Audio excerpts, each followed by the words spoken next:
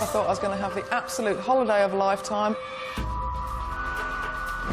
This was a dream come true. But during this time, this chap moved into the bungalow next to me. His name was Robert. And he basically said that if I was to take a small package to Tokyo for him, he would give me £1,000.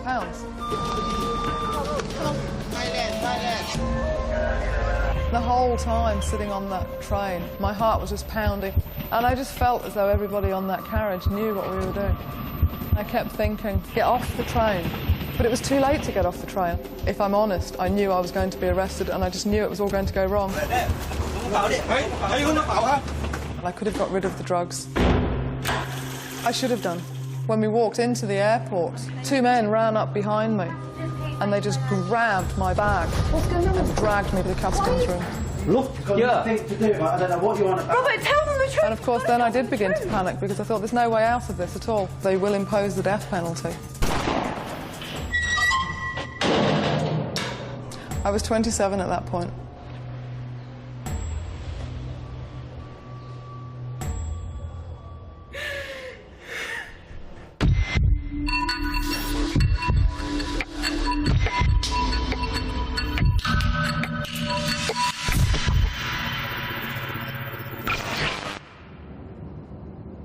Well, I left for Thailand because I could leave for Thailand, and I went with a friend of a friend who was already going. He'd already got his trip planned, and I went along with him. Less than a week after talking about it, I was on a plane going. I thought I was going to be away for 3 months. I thought I was going to have the absolute holiday of a lifetime, and I was going to see tigers and elephants and jungles and rainforest and all that wonderful stuff.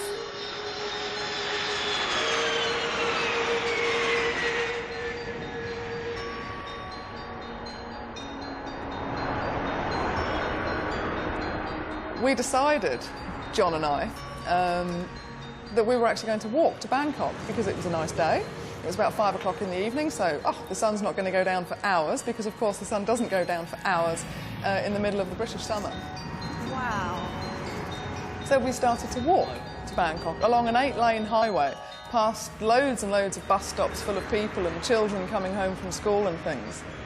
And taxi drivers would pull up and say, you know, do you want a lift? And cab to Bangkok. We're like, oh, no, no, no. They look so miserable. I promise you, this is the best way to see Thailand. Well, when I first got there, it was just totally overwhelming, and I was excited and anxious and a little bit nervous and cautious, but almost I was on sensory overload, really, with the sights and the smells and everything that was going on around me, and I was just in awe of the whole place, really.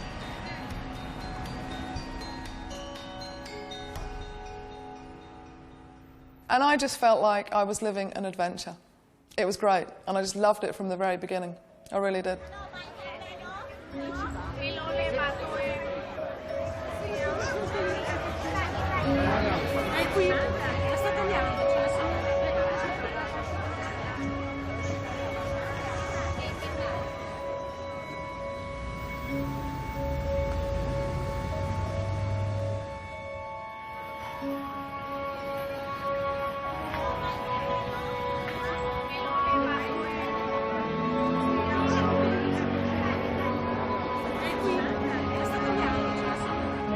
Well, I didn't stay in Bangkok very long. The guy I went with was going south, so that was the end of that relationship. It wasn't an intimate relationship or anything like that, I hasten to add. And that's when I saw the Khao San Road, which is the sort of young, hippie backpacker area, and I was quite disappointed with it, really, because it was so Western. It was not like being in Thailand at all. And I honestly didn't stay in Bangkok very long. It was a bit too much at first. It was just so overwhelming. So I bought a ticket. I bought a boat ticket to go down to one of the islands. Didn't really know which one to choose, so the woman said, you might as well go to Koh Samui.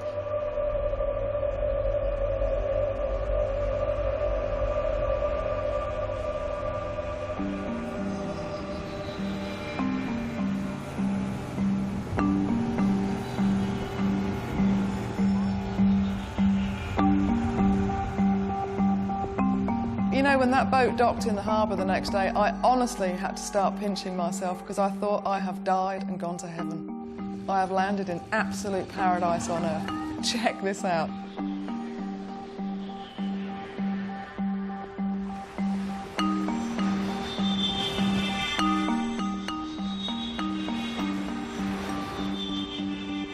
I'd never seen tropical beaches.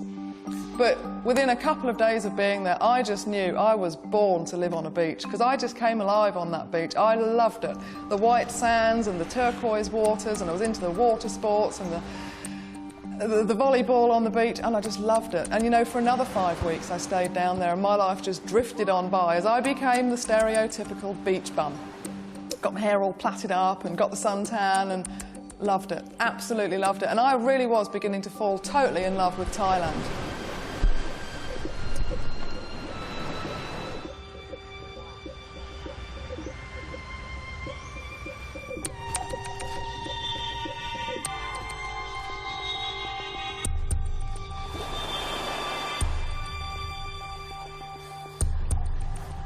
As I was laying in my little bamboo bungalow this one night, the person in the bungalow next to me was playing some sort of tinkly music, and as soon as I heard that music I realised I haven't had enough. I have not had enough of this incredible country.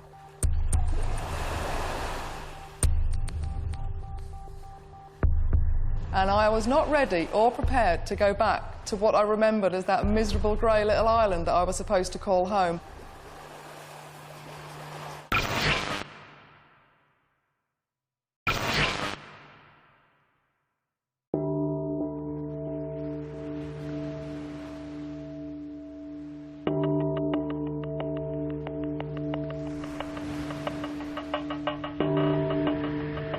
I went straight back to the city, and I got work, and I got an apartment, and I got a social life, got a boyfriend. Loved it. I loved Bangkok.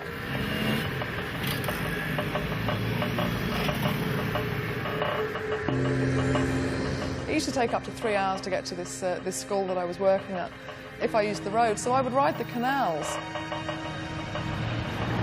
But the trouble with the canals is that you are riding on an open sewer, an untreated, unfiltered open sewer. And the Thai people just take a book or a piece of paper, fold it in half, and they put it over their mouth and nose, and it protects them from the water. It's such a simple solution, but it works. Now, I wasn't very diligent with my book or my piece of paper, and I remember I got splashed one morning. I like to think that I didn't lick it away, but I think I probably did, and then just kind of hoped, oh, I'm sure that'll be okay, you know, a bit of dirty water, it'll be okay. But of course it wasn't okay. And I woke up the next morning and I was so violently ill that I honestly wondered whether I was in the process of dying. But I am prone to hysteria and overreaction, so I told myself, just calm down a bit, it'll be okay. Went along to see this doctor, and he said, you've got amoebic dysentery, you've picked it up from the canal water. I was just absolutely horrified at the idea of having parasites in me. Life seemed to be going from bad to worse, and I was getting more and more miserable. So I decided that, yeah, I would go down to this island. I'd take a break, I'd be in a nice place with nice people, get my head together, then come back and make a fresh start in Bangkok, get work and buy my ticket to go home.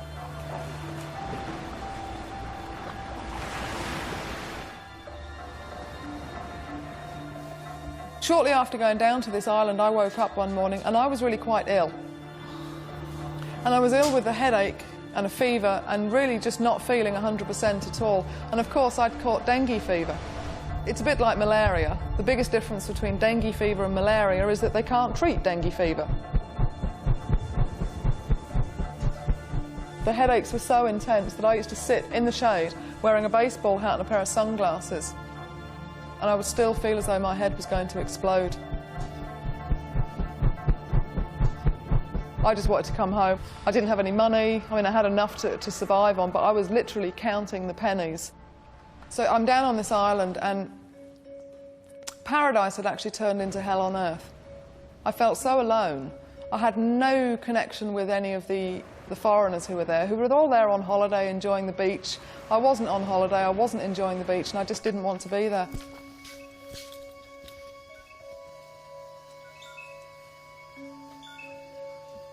But during this time, this chap moved into the bungalow next to me. Right. You English? Yeah, you? Yeah. Hey. His name was Robert. Sandra. Sandra. Nice to meet you. Thank you. Yeah, it's hot, isn't it? Yeah. And when I look back on it, that chap was like a refreshing breath of British fresh air. He was so English. The room's nice. Yeah, not bad at all. Yeah? Yeah, fine.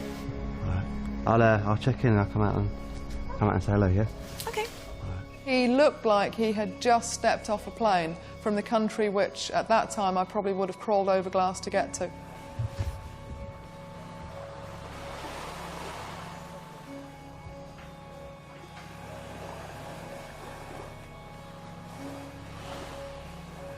We didn't spend a lot of time with each other, we didn't get to know each other, but it was nice just to touch base with him and talk about the weather, because you do when you meet an English person, you talk about the weather. I can't say I clicked with him. I can't say I actually connected with him in any deep way. We didn't really have an awful lot to do with each other. He knew I'd been away from home for a long time because I didn't have the money at that time for a ticket home.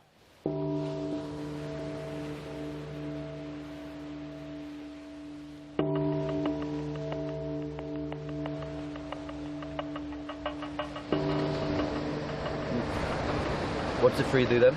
3 is clear. So that's a good one to have. Yeah. So what do you do for a living then? Buy and sell gems. Really? Yeah. He told me he travelled around Asia, he went to Japan, he went different places, he dealt in jewellery and gems and things like that, which isn't uncommon because lots of people were involved in the import-export business. No, I had no idea that he was going to be the person who changed the rest of my life. I mean, I can't say I liked him. I don't think I disliked him, but he wasn't my sort of person. I certainly didn't fancy him or anything like that. We didn't have an intimate relationship. We just had this very fleeting meeting for a couple of days because we were neighbours in a beautiful spot on a beautiful island. Now I would say I'm quite a good judge of character, but I think I'm a good judge of character because of where I've been and the sorts of people I've met. At that time, I was still very naive. I was certainly very gullible, but I was very naive and I was very immature. And I didn't see people for what they were. I saw people for what I thought they were. I certainly had my suspicions, but to be fair, an awful lot of people who do that backpacking route through Thailand and hang out on the beaches for a long time are partial to drugs. And I just assumed that people were good-natured and honest and loyal and decent people. Not everybody is. I needed to get back to Bangkok because I needed to phone my family at Christmas time. I could have phoned from the island, but I couldn't remember their phone number at the time, and I knew I had to get back to the city where I had my phone book so I could make this phone call and wish them all a happy Christmas.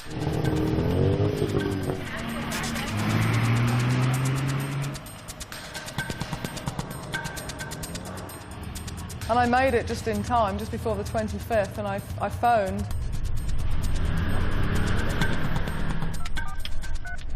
It was quite an emotional phone call because, again, I was lying and saying that everything was absolutely fine, and everything wasn't absolutely fine at all.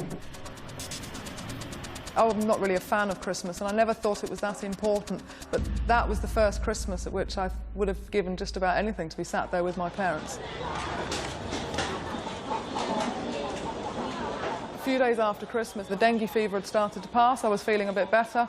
I was out shopping one day, or doing something in Bangkok, and I bumped into that guy from the island, Robert. You all right? Robert, hey, how you doing? I was just standing there, I just was walking past like that. Whether it was a coincidence or not, I don't know. Whether it was fate, some people talk about fate or your destiny, or... Back at the hotel, but... I don't know. young. I can only surmise on that one, really. Yeah, why not? That'd be cool. Yeah. It certainly changed the course of my life, though. Have you been, There's a really nice little place I know around there, actually. But you still trying to, like, get back? Have you sorted out money yet? No, I've had a bit of a nightmare. I've had bits and pieces of work. It's just kind of... He said he had an idea how I could raise enough money quite quickly to buy a ticket back to Heathrow. Would I like to listen to his idea? And I was hugely grateful. I thought, wow, if he's got a good idea and he's prepared to share it with me, then that's wonderful. Thanks very much. So, you've been all right? Yeah. I'm still not well. Still feeling a bit shit? I just want to get home, to be honest. I know, it's good to bump into you, actually. And he basically said that if I was to take a small package to Tokyo for him, he would give me £1,000. That's the thing I was saying to you back there. If you want, I can help you out a little bit. If you're looking for a bit of work, I can just get you to, if you just carry a package for me. Where to? Yeah, just package. And of course my mind started to tick over that, oh, well, it's a package. It sounds a bit dodgy, doesn't it? A package to Tokyo. It's up to you, like. But he'd told me he was a jewellery dealer, and I assumed that what he was talking about would be gems. But as I was pondering this gem smuggling and, oh, I don't know about this, it all sounds a bit dodgy, I saw the back of his left hand. Work, like, What have you done to your hand? I hit an artery instead of a vein the other day. Nice. Yeah. And that was the point at which I realised he seems to have a bit of a problem with drugs. Well, what exactly is going to be in this package then? Just some heroin, just like for me in the room. What to do, what with? To sell or? No, that's the thing. It's nothing like that. So that's why I wouldn't ask you otherwise. He was very matter-of-fact about it. He didn't try to persuade me. He didn't con me into doing it. He just asked me if I wanted to do this or not. To see us through for the 5 weeks, just so we, Okay, well, I'll have to think about it. Yeah, well, we'll think about it. All right. I will. Yeah? Thanks. Well, I was a bit surprised, and I didn't really know what to say. And I didn't say anything at all. I went home. And I thought only that, well, you know, it's not my fault he's a heroin addict. It's not my problem, it's not my fault. I didn't force it on him. If I didn't do it, somebody else was going to do it.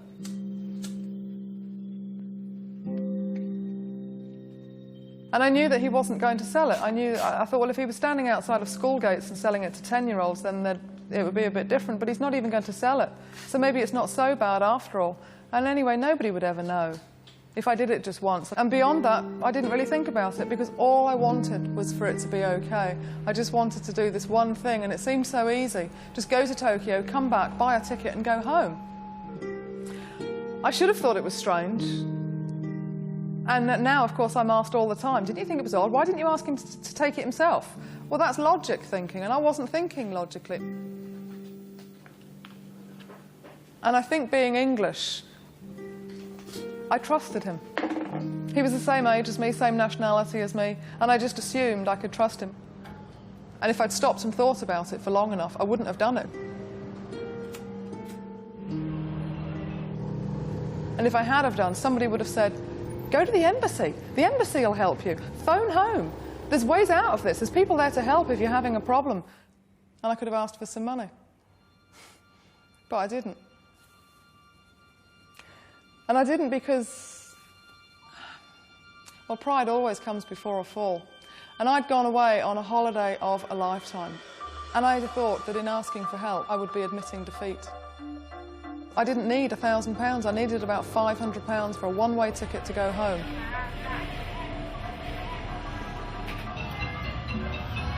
Once I decided that I was going to do this, and I'd agreed to do this, the days just seemed to disappear in a bit of a haze, to be honest with you. I didn't think about the negative consequences, and I didn't make a list of pros and cons. All I was thinking about was just do this one thing. Just do this one thing, get it over with, come back, buy a ticket and go home. Well, the morning of the 5th of February, it's hard to describe how I was feeling, because I wasn't really feeling anything. I was feeling very numb, as though I was living in a bit of a dream.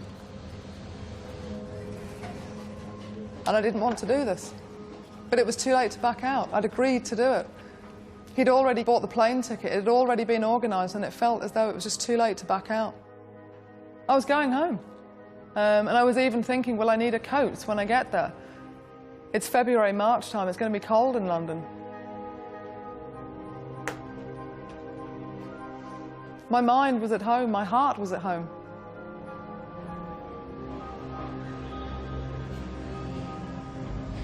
About halfway through the day, I'm not sure what time it was, Robert came round.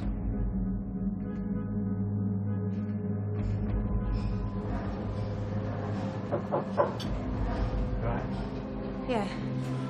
How you doing? He put these 4 packages, quite small packages, down on the side. That's it, basically. They were wrapped in masking tape. He'd already wrapped them. Okay. Yeah. And I was not going to be putting these in my pocket. It's all well wrapped up and everything. And I didn't want him to be there. I didn't want to see him. I wanted him to go away as quickly as possible. I just wanted this to be over. I'll see you in a bit. See you later. See you later.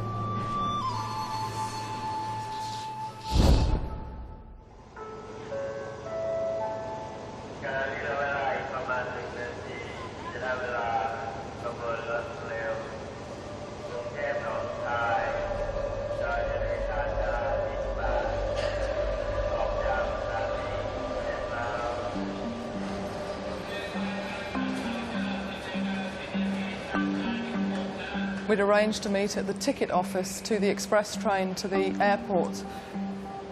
Horribly, at the end of the day, we were at different ticket offices.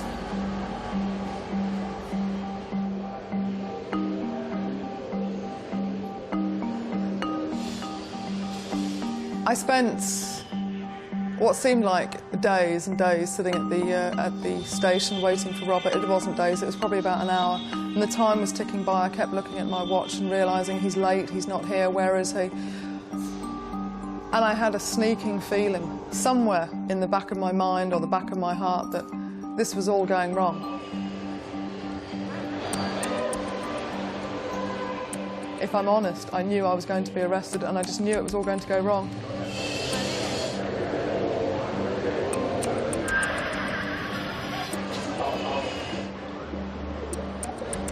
And eventually I walked up the platform and I saw his girlfriend running down the platform, and she looked very angry and, oh, where have you been? And we've been waiting for you. And I said, but I've been waiting for you. And it turned out that there was more than one ticket office.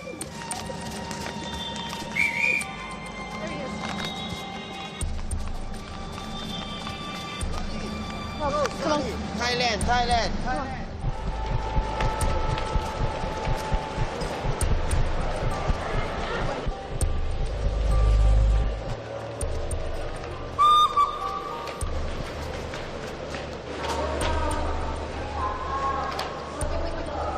We eventually found a train that was going to the airport. It wasn't the express train, it was just a normal train that stopped at every single train station on the way to the airport.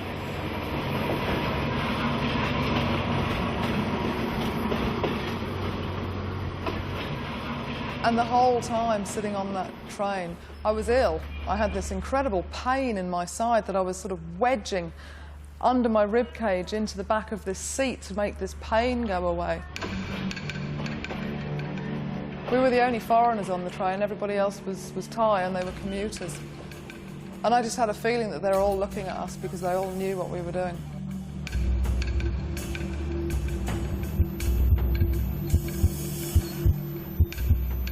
My heart was just pounding, I was sweating, I was ill, and I just wanted it over.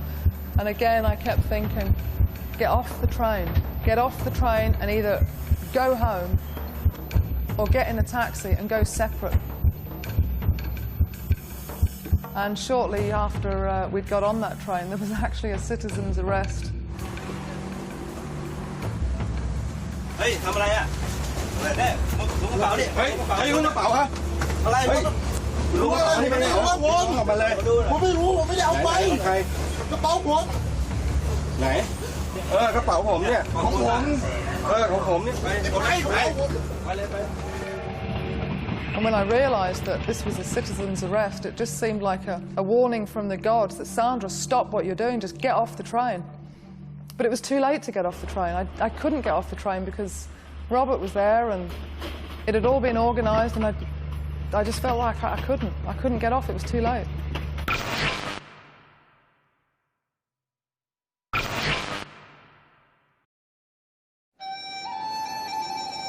When we walked into the airport, it just seemed very, what we were doing became very, very real.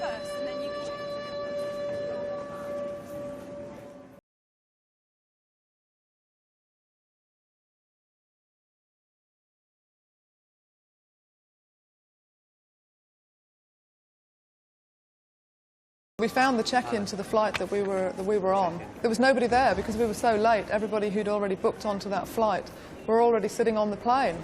Robert went up and he handed in his passport and his ticket. was like 20 minutes to leave.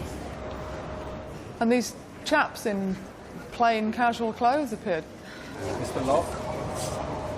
Yeah.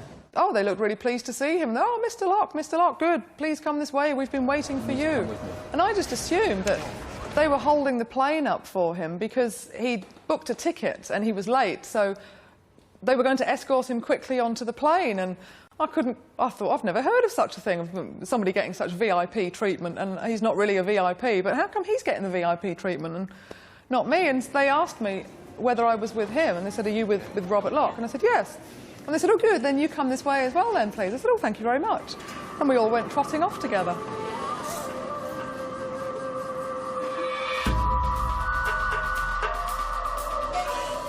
But we went all the way through the airport, down this little corridor, and into this little room.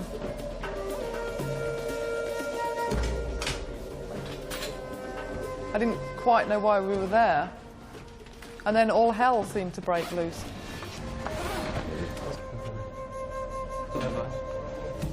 Can you kind of explain what you're doing, or? And I looked up to my left, and there was a board covered in photographs, and on the top of the board they'd written customs seizures. And that was the point at which I realised that these chaps from the check-in counter were actually customs officers. Just a book. They had received a tip-off about Robert, and the British Embassy had told the Thai customs to wait for him at the airport. And I just stood there thinking, oh shit, this is really bad news. This is not supposed to be happening. Can someone explain what's going on? Like, can someone speak English to us? Just keys? I had a feeling in the morning that it was all going to go wrong, and there, lo and behold, it was going all terribly wrong. But nobody was interested in me or my bags, or they didn't take my shoes off or look in my belt or anything like that.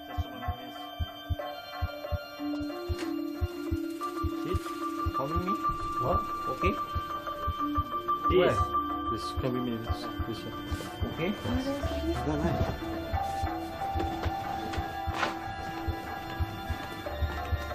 Robert was taken behind a screen, and he came back and he said to Ruth, I've just been x-rayed. Just x-rayed me. And I thought, that's not a good sign. And then Ruth was taken behind this screen and she said, yeah, I've just been x-rayed.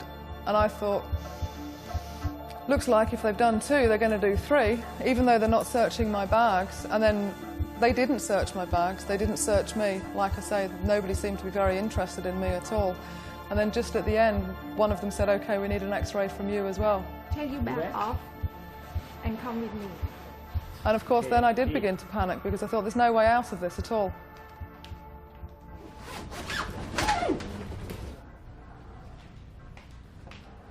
So they took an x-ray, and then they said, you can take your bags and you can go now. And we left. I just assumed it hadn't showed up on the x-ray. And I thought, well, gosh, that was quite lucky, wasn't it? It obviously just hasn't shown up, and we're OK. They took us to the Bureau de Change because we didn't have any money. So we went and we changed money. That's 1, 2, 3, 4. Give us 10 minutes. The woman who was holding the plane up on the walkie-talkie said to me, if you still need to go to the toilet, there's one just over there, and you can go now if you want.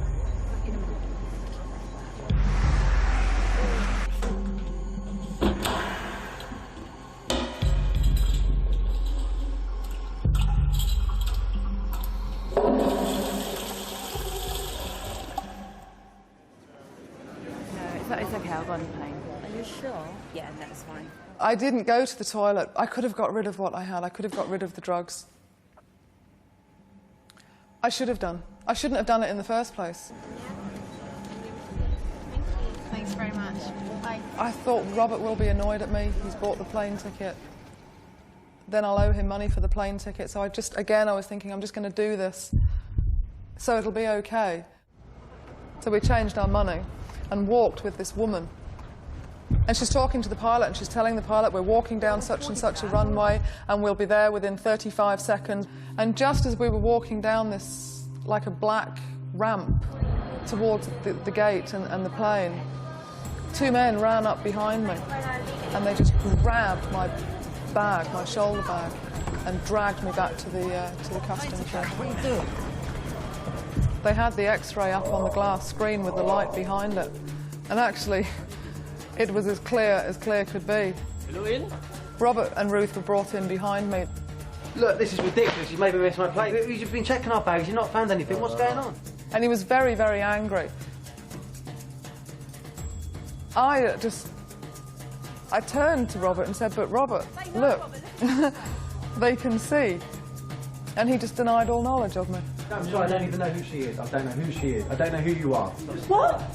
You can just, disassociate us from her completely. Yeah. Nothing to do with it. I don't know what you want about. Robert, tell them the truth. You've got to tell them the truth. I don't know who you are.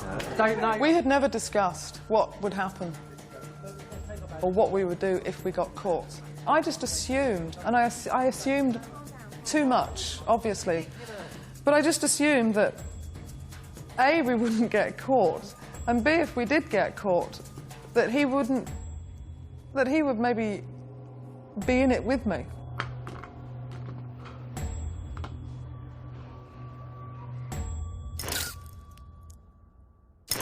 And I was really quite surprised, and I was a bit hurt and terribly disappointed. But then, of course, I began to realise I don't even know this guy.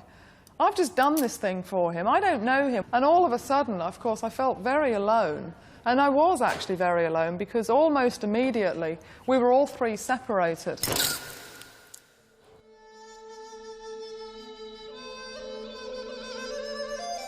When they brought out a set of handcuffs to put on me, I just about lost it. It was too real, it was just too much. So we immediately did the cuffs and took them off, and I was like, oh, that's okay then. It was just a bit of a haze of panic and shock. There was one guy who was walking around the room in front of me, and he was holding his fingers up to his head like that, and he kept looking at me, and he kept laughing, and he kept saying, you heroin, you bad. In Thai, you die. And I didn't know if he was joking, I didn't know if he was winding me up, I thought that this can't happen to me. They can't shoot me for this. I mean, I'm British. They can't shoot me for what I've just done. But that's when I began to realise that, I am in a bit of a spot of bother here. It was incredibly embarrassing, walking all the way through the airport, out into this van, and taken off to, I didn't know where we were going. A police station, somewhere in Bangkok. It always takes a long time to get to where you're going in Bangkok because of the roads, and it's a big city. The traffic wasn't too bad, but it still took quite a long time. I fell asleep in the van. I always fall asleep when I've had a shock. I was dreaming about, I don't know, and I was woken up. And I turned to Robert when I woke up and I said, that was a dream, wasn't it? Tell me that was a dream. And he said, no, it bloody well wasn't a dream. Get out of the van.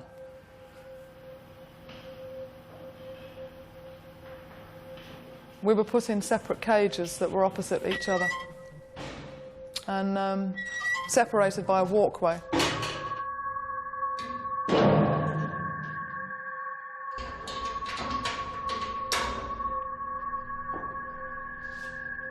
I don't know if I should call it a cell. It wasn't really a cell at all. It was like a cage, an old-fashioned gorilla cage that you'd see at London Zoo. But that's where we spent the next 6 days. I felt lots of things over those next few days. I felt just total shock and disbelief that this cannot possibly be happening. I wasn't supposed to be here, and now I am here. I won't be here for very long because they'll realise that I've just been stupid and I didn't mean it and I've never done it before, and they'll let me go because they just will. And then at other times I realise that this is a really bad situation and it doesn't look like I'm going anywhere at all, and the guy with his fingers up to his head in the airport telling me basically that they will impose the death penalty. And he was right, actually. They do impose the death penalty in Thailand.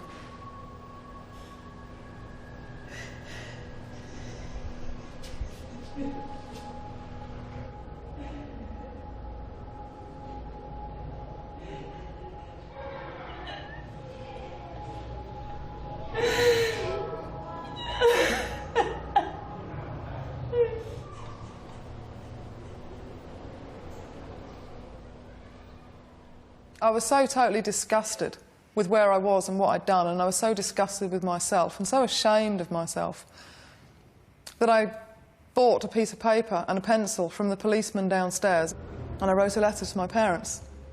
And I wrote and I told them to forget they'd had a daughter. And I just thought that if they were to do this, they could just move on with their lives. I told them to burn all the photographs, tear up all my letters, never mention my name again. Just get on with the rest of your lives and forget all about me. A woman came from the British Embassy to see me, as they always do when there's been a foreign arrest in a country. And she said that she wanted my parents' name and address because she thought they should be informed. And I said, no. Don't tell my parents, don't tell anybody. And she said to me, well, Sandra, the media might be quite interested in this case. And I thought, well, she's off her head. Why would the media be interested in this?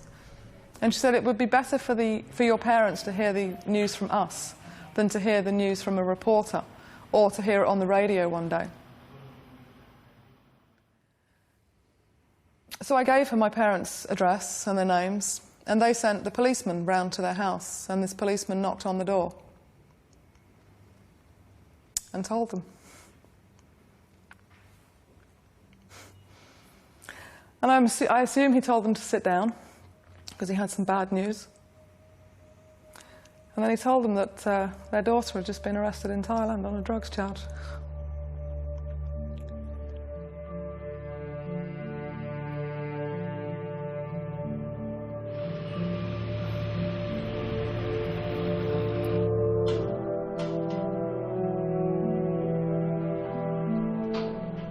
As soon as we left the police station, a camera was straight in my face, and all these people were saying, Sandra, Sandra, Sandra, you know, what are you thinking, what's going on, blah, blah, blah. All these questions in this camera, and down the side of this camera, I could see ITN. What's it like in the cell, Sandra? Obviously, I knew that this was the ITN news. My grandfather watches ITN news. And as I walked out of the police station, I thought, this is going to kill him. He's going to get up in the morning, he's going to turn his television on, and he's going to see me being taken to court, and this is going to kill him. I don't know why they were interested in this case. There are men who are arrested quite, well, not quite regularly, but there are men who have been arrested before and since me, and they haven't been followed by the press.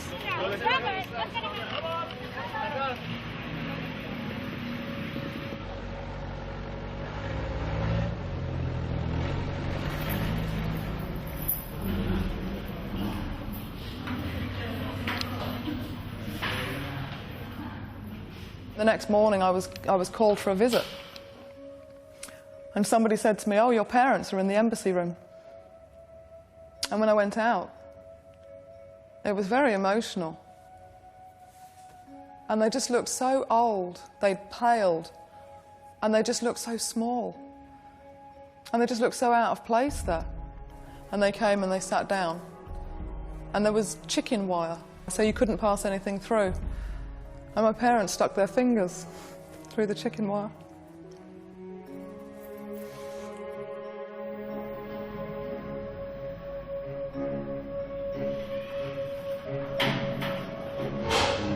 The sleeping conditions in Ladyao were like sardines in a tin. No, they weren't like sardines in a tin, actually, because the sardines have got lots of room for tomato sauce. We didn't have that much room. The time passes because the time in front of you is so vast that you can't count it. But the time behind you starts to get bigger and bigger and bigger. People used to write to me and say, oh, as long as you've got hope, you'll be okay. And you know what? That's rubbish. That is so rubbish. Hope is absolutely no good whatsoever when it turns out to be false hope. We went out to court once a month for 3 years. The trial took quite a long time. When the trial was completed, we went out for sentencing. It was a sobbing Sandra Gregory who arrived at court to hear her fate almost exactly 3 years after she was arrested trying to smuggle 3.5 ounces of heroin through Bangkok airport. She was bundled into the court cells, still protesting they were not her drugs. In evidence, Gregory claimed the heroin belonged to her co-accused Robert Lott from Cambridge. No drugs were found on him. The judge is reading in Royal Thai, and the only words I caught were Pahan Shivit, which means termination of life. After a 10-minute hearing conducted in the Thai language, Gregory had her sentence confirmed by a translator. And the guy at the airport with his fingers up to his head was quite right. The death penalty is the mandatory sentence for the crime I'd committed in Thailand. And it is death by machine gun. They used to bend people over a cross and they would hold on to a Thai orchid and they would be shot through the back. And I turned to this journalist who I'd never seen before and I said, well, what did Robert get? He was stood about 6 foot away from me. Oh, she said, he got Yok Fong. They lifted the charges with him. It's not fair to my parents. I'm so sorry. I'm so sorry to my family. Really, I am. I'm so sorry.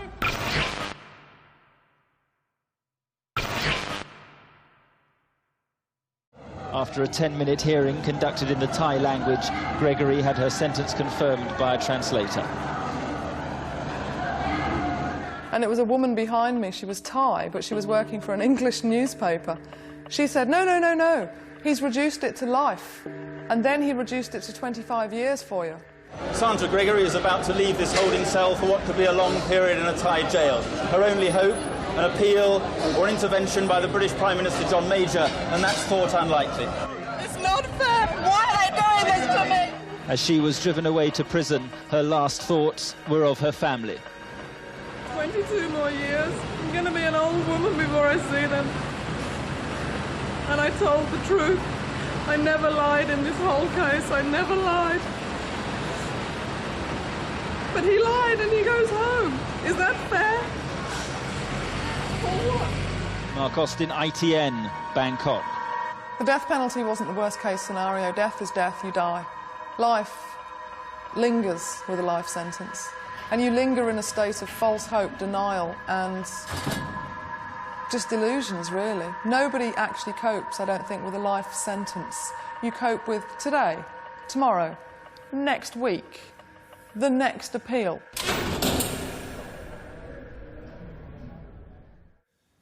I spent 4 years, 4 months and 4 days in Lad Yao prison. I wasn't counting.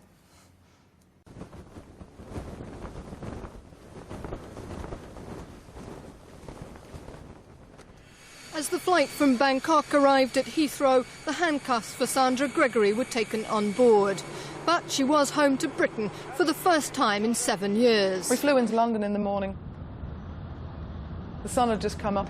I remember feeling absolutely freezing cold. I was driven through London in the back of a van, and London looked so clean and it looked so orderly, and there were children going off, waiting at bus stops in their school uniforms, going off to school, and people going to work. This is what I remember. This is home. I've finally come home.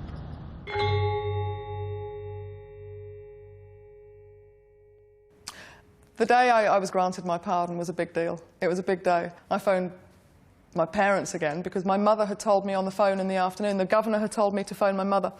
And I phoned her and I said, just tell me what you told me this afternoon once again.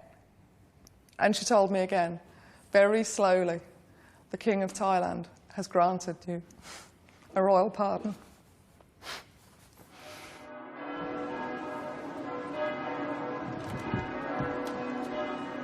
2002, I went to university for a geography degree. So I've spent the last 3 years at university, and that was my whole entire focus. Tomorrow is my graduation ceremony. It's all pomp and tradition and ceremony for ceremony's purpose, and I wouldn't really go. But my parents are calling it a proud day, so I'm going for them. Today's been a good day. It's been a very good day today. It's been the conclusion of the past 3 or 4 years. It's quite sad in a way. Yeah, I think finally I've done something to make my father proud. In the book. So he didn't forget that he had a daughter. He's actually quite proud of her, which is nice. I know I'm a bit old to be caring what my father thinks, but I do still care what he thinks. because he's a good guy and it's nice to see him happy. And I'm happy with me as well. Well, for many years, I'm afraid she was a pain in the neck, and I never dreamed we'd have a day like today, but we couldn't have anticipated a day like today. It was just beyond belief. I mean, our thoughts were so crammed with the problems and persuading the King of Thailand to give up. That was our focus. Rather nice crowning moment. It is, yes. It's just wonderful. People have often asked me, do you really regret this, Sandra? You did what you did, you went to prison and you're famous now. The media want to interview you and you've written a book and, gosh, it's such a big part of your life. Do you really regret it? So do you know what? I regret it more now than I've ever regretted it before. So yeah, I do regret it. And if I could turn the clock back and change it, I would. Of course I would.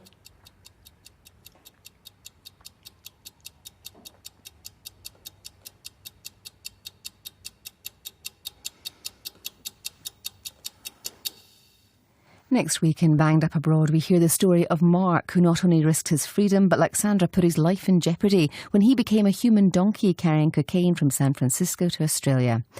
Next tonight, cosmetic surgery addicts in